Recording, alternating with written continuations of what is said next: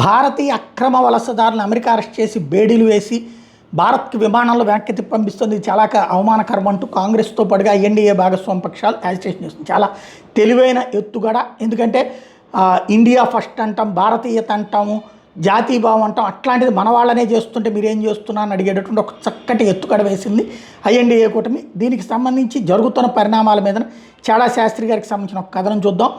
భారతీయ అక్రమ వలసదారులను America arrest చేసి బేడీలు వేసి భారత్ విమానాల్లో వెనక్కి పంపిస్తోంది. చాలా అవమానకరం అంటూ మోడీ ద్వేషులు వామపక్షవాదులు ట్రంప్ మీద, మోడీ మీద అక్కసు వెళ్ళగక్కుతున్నారు. వాళ్ళ వాదన ఏంటంటే ఈ దేశానికి చాలా అవమానకరం, వాళ్ళకి బేడీలు వేసి పంపిస్తారా, ఇన్నాళ్ళు ఉన్నారు కదా, ఇప్పుడు వెనక పంపించడం ఏంటి, మోడీకి ట్రంప్కి మధ్య సంబంధాలు బాగున్నాయి కదా, మోడీ ట్రంప్కి చెప్పి వాళ్ళని మన దేశం తిప్పి పంపకుండా ఆపలేడా, ట్రంప్ ఇలా భారతీయులు వెనక్కి పంపిస్తామంటే మోడీ అడ్డు చెప్పకుండా ట్రంప్కి దాసోహం అన్నాడు అని. సరే, ఓసారి విశ్లేషిద్దాం. దేశం అంటే రైల్వే ప్లాట్ఫామ్ కాదు, ఎవడు ఎప్పుడంటే అప్పుడు వచ్చేసి వచ్చినంతసేపు ఉండి వెళ్ళిపోవడానికి. ఆ దేశ సంపద ఆ దేశ ప్రజలకు ముందుగా చెందుతుంది. లేదా ఆ దేశంలో ఎవరైనా అధికారంగా ప్రవేశిస్తే ఆ దేశ చట్టాలకు అనుగుణంగా అక్కడ వారితో కలిసి ఆ దేశ సంపద అనుభవించాలి. ఒకసారి ఒక దేశంలోకి అనధికారంగా ఎవరైనా ప్రవేశించారంటే వాళ్ళ దేశ చట్టాలకు నువ్వు ఉల్లంఘించినందుకు శిక్షార్హులు. వాళ్ళని ఎలా శిక్షించాలి లేదా వాళ్ళపై ఎటువంటి చర్యలు తీసుకోవాలని ఆ దేశ ఇష్టం. అలాగే ఆ దేశంలో ప్రవేశించడానికి అధికారంగా అనుమతి తీసుకుని కాలపరిమితి దాటి అనధికారంగా అక్కడే ఉండిపోయిన వాళ్ళు కూడా అక్రమ వలసదారులే. కావాలంటే వాళ్ళకి జీవితకాల శిక్ష విధించి వాళ్ళ జైళ్ళలో పడేయచ్చు, లేదా బలవంతంగా ఆ దేశ బోర్డర్ దాటించి బయట నోమ్యాన్స్ ల్యాండ్ మీద వదిలేసి వాళ్ళని వదిలించుకోవచ్చు. అలాగే ఒకటి తెలిసి కావాలని నేరం చేసిన వాడు ఆ నేరానికి పడే శిక్షకు సిద్ధపడాలి.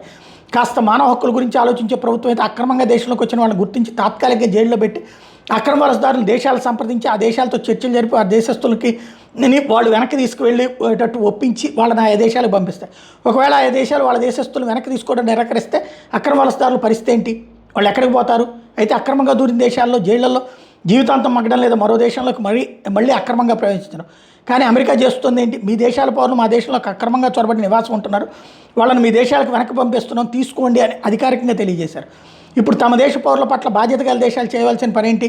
తమ నిజమైన దేశ పౌరులు ప్రపంచంలో ఎక్కడున్నా వాళ్ళని ఆదుకుని రక్షణ కల్పించడం కనీస బాధ్యత.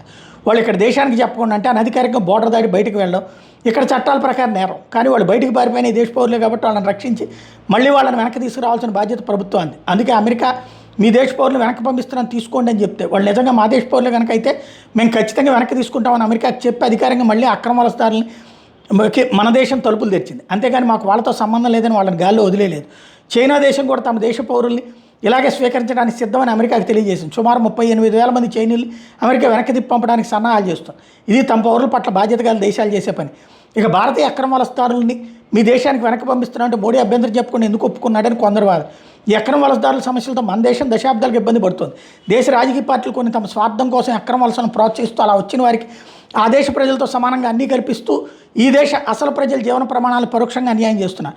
ఈ అక్రమ వలసదారులను గుర్తించి ఆయా దేశాలకు వెనక పంపించడానికి ప్రభుత్వానికి ఇతర రాజకీయ పార్టీల మద్దతు, కఠిన చట్టాలు, న్యాయస్థానాల మద్దతు, బాధ్యత గల ప్రజల సహకారం కావాలి. ఇవన్నీ ఉంటే కానీ అక్రమ వలసదారులు ఆయా దేశాలకు వెనక్కి పంపి ఈ దేశ ఆర్థిక వ్యవస్థపై అనవసర భారం తగ్గించవచ్చు. ఇటువంటి పరిస్థితుల్లో అమెరికా మీ దేశ అక్రమ వలసదారులను మీరు వెనక్కి తీసుకోండి అంటే కాదు, మాకు సంబంధం లేదని చెప్తే రేపు భారత ప్రభుత్వం మయన్మార్ని కానీ బంగ్లాదేశ్ని కానీ మీ దేశస్తులు అక్రమంగా మా దేశంలో చొరబడి నివసిస్తున్నారు, వాళ్ళని మీ దేశానికి వెనక్కి పంపిస్తున్న స్వీకరించండి అంటే ఏ ముఖం పెట్టుకుని అడగగలదు? అందుకే ట్రంప్ అడగగానే మోడీ ఒప్పుకున్నాడు. మన దేశంలోకి అక్రమంగా భారీ సంఖ్యలో చొరబడిన రోహింగ్యాలను కానీ బంగ్లాదేశ్ని కానీ రాబోయే రోజుల్లో ఆ దేశాలకు వెనక్కి తిప్పంపడానికి నిర్ణయిస్తే అంతర్జాతీయ స్థాయిలో భారత్పై మానవ హక్కుల సంస్థలు తీవ్ర ఒత్తిడి తెస్తాయి. అటువంటిప్పుడు అమెరికా వంటి పెద్ద దేశాల నైతిక మద్దతు మా దేశానికి అవసరం పడుతుంది. అందుకే ట్రంప్ చేసినట్టు భారతీయులు వెనక్కి తీసుకుని ఈ దేశ పౌరులు ఎక్కడ ఉన్నా భారత ప్రభుత్వం అండగా ఉంటుందనే సందేశం ఇచ్చారు మోడీ.